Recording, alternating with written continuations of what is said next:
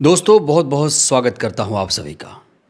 हमारे देश के संविधान में आरक्षण की व्यवस्था इसलिए की गई थी जिससे वंचितों का आर्थिक रूप से उत्थान हो सके। लेकिन इस समय आरक्षित वर्ग का प्रतिनिधित्व सरकारी नौकरियों में कितना है, हाई कोर्ट्स में कितने एससी एसटी ओबीसी जज हैं, ब्यूरोक्रेसी में वंचितों का प्रतिनिधित्व कितना है। दोस्तों इसको लेकर एक आंकड़ा सामने आया है और ये आंकड़ा जब आप देखेंगे तो आपको पता चलेगा कि हमारे देश में सब कुछ जाति के नाम पर ही हो रहा है। दोस्तों जैसा कि आपको मालूम है कि हमारे देश में कुल 25 हाई कोर्ट हैं, लेकिन इन 25 हाई कोर्ट्स में कितने चीफ जस्टिस वंचित वर्ग से हैं ये आपको जानना चाहिए, और अगर नहीं हैं तो इसके लिए जिम्मेदार कौन है। एक आंकड़ा इस समय सामने आया है, सोशल मीडिया पर इस आंकड़े को बहुत ज़्यादा शेयर किया जा रहा है। ये आंकड़ा आप भी देखिए, यहाँ कम्युनिटी है, नंबर ऑफ चीफ जस्टिस हैं और परसेंटेज है।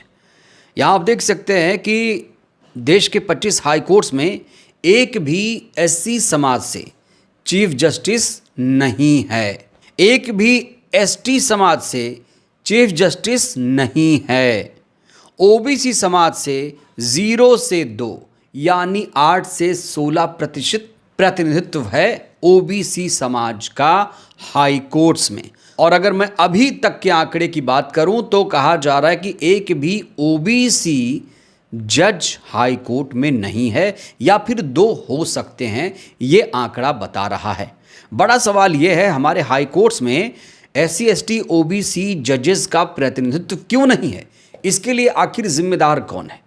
तो इसके लिए कोलिजियम व्यवस्था को जिम्मेदार माना जा रहा है। लोग कह भी रहे हैं कि जब तक कोलिजियम व्यवस्था रहेगी न्यायपालिका में बहुजनों की भागीदारी नहीं हो पाएगी।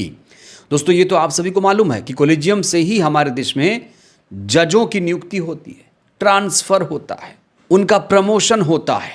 तो अगर देश के 25 हाई कोर्ट्स में एक भी एससी एसटी ओबीसी जज नहीं है तो कोलिजियम को उसके लिए जिम्मेदार क्यों ना माना जाए। आपको ये भी याद दिला दें, सीजीआई सूर्यकांत से पहले बीआर गवई साहब सीजीआई हुआ करते थे।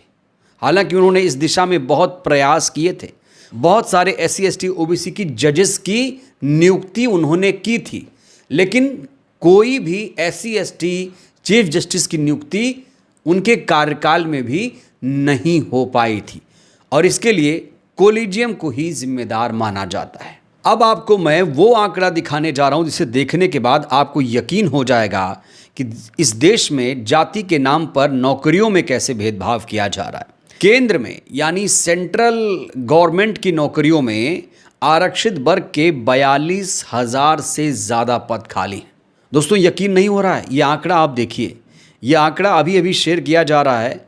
केंद्रीय कार्यालय ने यह आंकड़ा जारी कर दिया है। रेलवे और राजस्व में सबसे ज़्यादा पद खाली हैं। तो बड़ा सवाल कि किस किस मंत्रालय विभाग में कितने पद खाली हैं, एससी एसटी ओबीसी के कितने पद खाली हैं। अगर आप ये देख लेंगे तो आपके होश भी उड़ जाएंगे। मंत्रालय देखिए कौन कौन से हैं, डाक, रेलवे, आवास, रक्षा उत्पादन, रक्षा, परमाणु ऊर्जा, वित्तीय सेवाएं, राजस्व। और इसमेमें देखिए कि डाक विभाग में 986 एससी के पद खाली हैं, 687 एसटी के पद खाली हैं, ओबीसी के 664 पद खाली हैं। रेलवे तो इसके लिए बदनाम हो चुका है। रेलवे में एससी समाज के लिए 5600 पद रिक्त हैं, वहीं 5463 पद एसटी के रिक्त हैं, 6747 पद ओबीसी के रिक्त हैं। ऐसे आप हर विभाग में देख सकते हैं, रक्षा हो, परमाणु हो, वित्तीय सेवाएं हो, राजस्व हो, शहरी आवास मामले हों। शहरी आवास मामले में आप देख सकते हैं 118 एससी पद रिक्त हैं, 148 एसटी के, 290 करीब ओबीसी के, रक्षा उत्पादन में 1786, उसके बाद एसटी के 1705, ओबीसी के 536। तो ऐसे अगर आप देखेंगे तो कुल मिलाकर 42,000 से ज़्यादा पद रिक्त हैं। बड़ा सवाल ये है कि इन पदों को आखिर क्यों नहीं भरा जा रहा है, ये पद कब तक खाली रहेंगे। देश में आप देखिए कि बेरोज़गारी जो है बेतहाशा बढ़ चुकी है, महंगाई बढ़ चुकी है, लेकिन जॉब नहीं बढ़ पा रही है।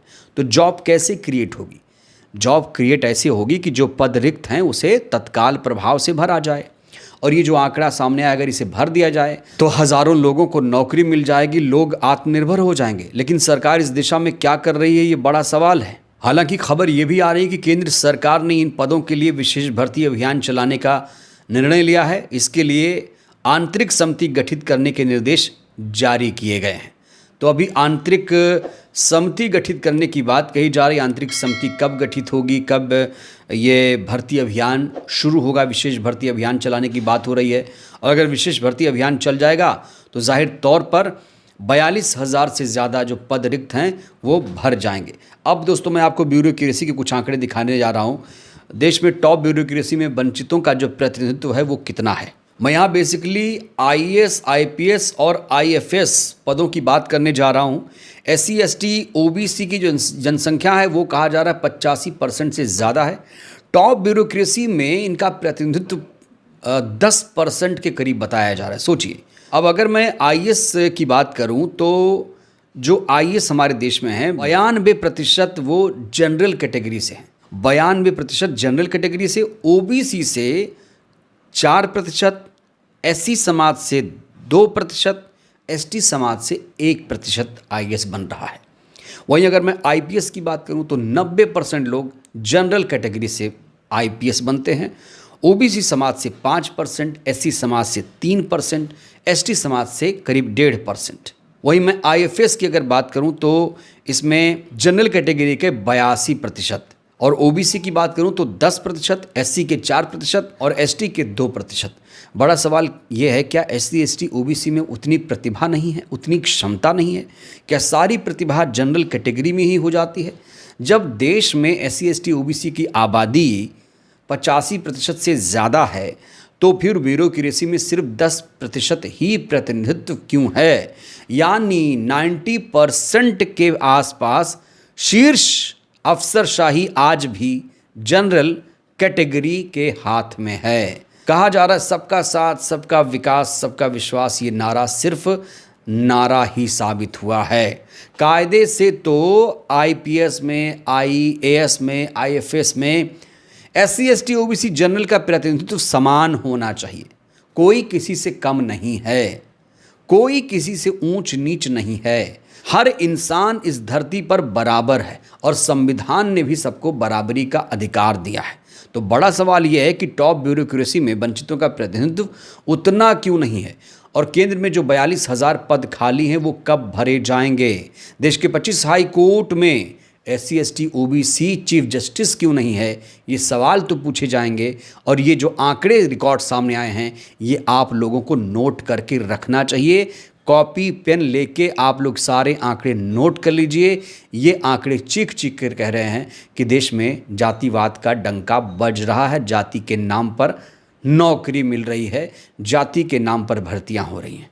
बहरहाल इस वीडियो में इतना ही। दोस्तों आपको क्या लगता है कि जिस तरीके से ये सरकार सबका साथ सबका विकास का दावा कर रही है, दोस्तों आपको क्या लगता है आखिर क्यों SC, ST, OBC का प्रतिनिधित्व ना तो ब्यूरोक्रेसी में है, ना मीडिया में है, ना कोर्ट्स में है और ना ही यूनिवर्सिटीज़ में है? इसके पीछे आप लोग वजह क्या मानते हैं? राय दीजिएगा।